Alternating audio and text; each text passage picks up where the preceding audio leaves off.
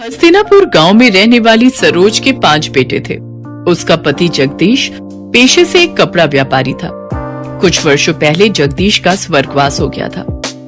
समय के साथ सरोज के सभी बेटे जवान हो गए और उन्होंने पिता के कपड़ों के सीमित कारोबार को बड़े उद्योग के कारखाने में बदल दिया।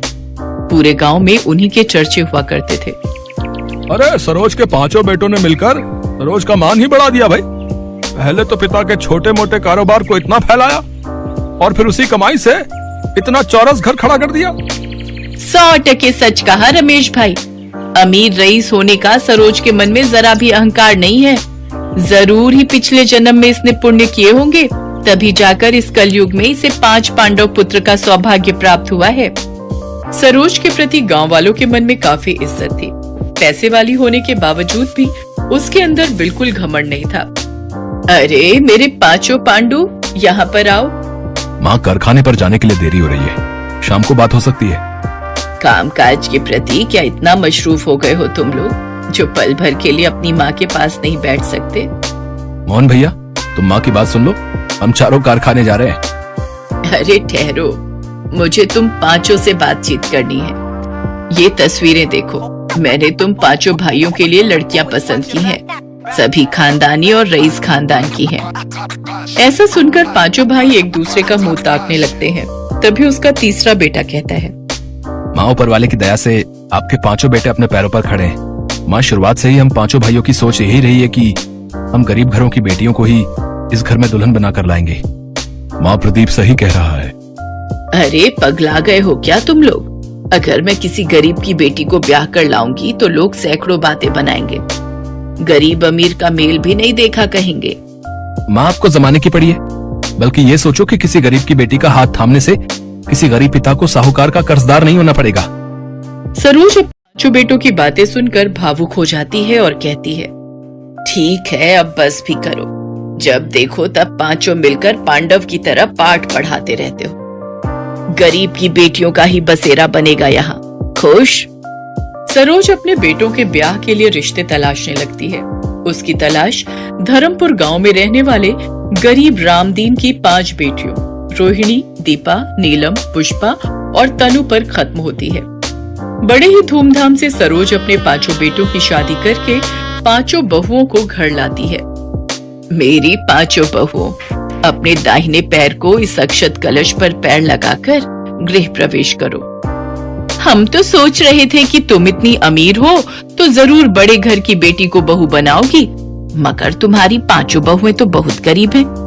लगता है इन बेचारियों का बाप बड़ा गरीब था, तभी तो कुछ भी दान दहेज ना दे सका। बीना की बातें 5 दुल्हन को झकझोर कर रख देती हैं, मगर सब कुछ इतने पर ही खत्म नहीं होता। रस्में खत्म होने के बाद सभी अपने अपने घर चले जाते हैं। तभी सरोज कहती है, ना जाने कैसा गरीब भिखारी बाप है इनका, जो पाव भर मिठाई भी ना रख सका।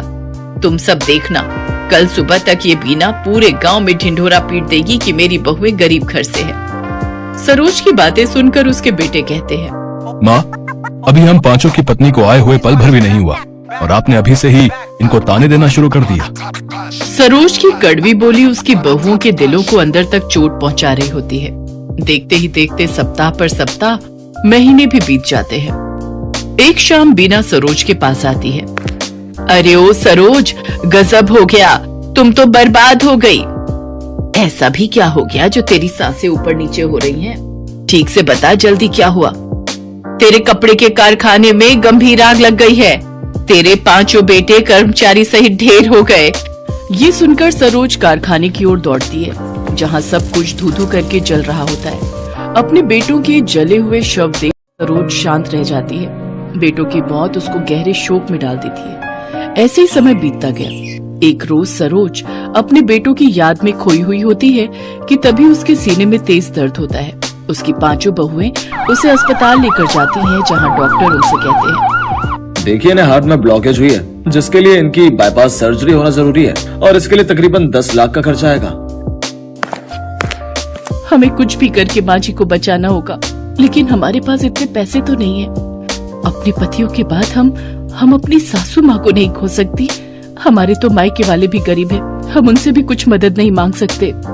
फिर तो एक ही रास्ता है, हमें अपने घर को बेचना होगा। वो पांचों अपने घर को बेच देती हैं और सरोज का इलाज करवाती हैं। थोड़े से बचे हुए पैसों से वो किराए पर एक कमरा लेती हैं और पांचों बहुएं अपनी सास के साथ उस किराए के एक कमरे में रहने लगती हैं। कुछ महीने तो जैसे तैसे उन्होंने बचे हुए पैसों से काट लिए, लेकिन फिर वो अपना जीवन बेहद ही गरीबी में काटने पर मजबूर हो गई और दिन में सिर्फ एक टाइम ही रूखा सूखा खाना खाकर गुजारा करने लगी। और कुछ समय बाद तो वो टाइम भी आ गया जब उन छहों को भूखे पेट ही सोना पड़ा। दीदी अब तो भूख के मारे जान जा रही है। सही कहा तुमने, अगर हमने पहले कुछ बचत की होती तो आज हमें ये दिन नहीं देखना पड़ता। अपनी बहुओं को भूख से तड़पता देख सरोज लाला के पास जाती है और कहती है, लाला मुझे थोड़ा राशन उधार दे दो, हमने 3 दिन से कुछ भी नहीं खाया है। माफ करना सरोज बहन, लेकिन अब मैंने उधार देना बंद कर दिया है। नकद लाओ और राशन पानी ले जाओ। गांव के मंदिर के बाहर बैठकर सरोज भीख मांगने लगती है, लेकिन उस दिन 10 रुपए से ज्यादा उसे 1 पैसा भी नहीं मिलता। उन 10 रुपयों से सरोज आटा खरीद कर ले जाती है, जिससे उसकी बहुएं 6 रोटी बनाती है और सभी 1-1 रोटी नमक के साथ खाकर आधा पेट ही सो जाती हैं। ऐसे ही समय बीतता है। पांचों बहुएं सुबह से शाम तक काम की तलाश में निकलती हैं, लेकिन उन्हें कहीं भी काम नहीं मिलता। घर में छाई गरीबी के कारण सरोज को सदमा लगता है और उसकी तबीयत खराब होने लगती है। बहू, मैं बिल्कुल ठीक हूँ, तुम मेरी चिंता मत करो। पांचों बहुएं कूड़ा कचरा बिनकर उसमें खाने की तलाश करने लगती हैं। कुछ दिन बाद तनु और पूजा को एक घर में साफ सफाई का काम मिल जाता है।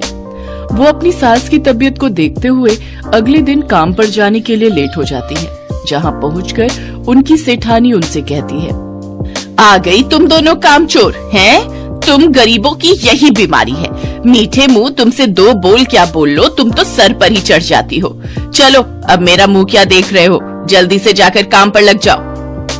वो दोनों काम पर लग जाती हैं, लेकिन उनका ध्यान अपनी सास की सेहत की तरफ ही था। घर का सारा काम करते हुए तनु को भूख लग जाती है और वो पूजा से कहती है, दीदी मुझे बहुत तेज भूख लग रही है, कुछ रोटियां बची हैं, सेठानी तो इन्हें कूड़े में ही फेंकेगी, तो क्यों ना हम ही इन्हें खा ले। नहीं तनु, तू तो जानती है ना सेठानी कैसी है। वो जब हम गरीबों को बासी रोटी सब्जी तक नहीं खाने देती तो वो हमें ताजा खाना क्या खाने को देगी। हम ये रोटी चुरा कर ले चलते हैं, घर जाकर सब मिलकर खा लेंगे। वो दोनों बहनें अपनी साड़ी के पल्लू के नीचे रोटी चुरा कर ले जाती हैं। तभी सेठानी उन्हें देख लेती है और पुलिस को फोन कर देती है और पुलिस उनके पीछे लग जाती है। मैं कहती हूँ रुक जाओ, तुम दोनों कानून से नहीं बच सकती। भाग तनु भाग, नहीं तो ये पुलिस वाले हमें नहीं छोड़ेंगे। तभी तनु का पैर गड्ढे में अटक जाता है और वो जमीन पर गिर जाती है। पूजा उसे उठाने के लिए रुकती है, तभी पुलिस वाले आकर उन्हें पकड़ लेते हैं। क्या चुरा कर भाग रही थी तुम दोनों? हैं? दिखाओ मुझे। पुलिस मैडम उनके हाथ से वो थैला लेती है और जैसे ही उसमें देखती है तो वो हैरान रह जाती है। उसमें कुछ रूखी सूखी रोटी होती है, जिसे देख वो पुलिस वाले उनसे पूछती है, मुझे लगा तुम दोनों पैसे या गहने चुरा कर भागी होगी, लेकिन तुमने ये कुछ रोटियां भला क्यों चुराई?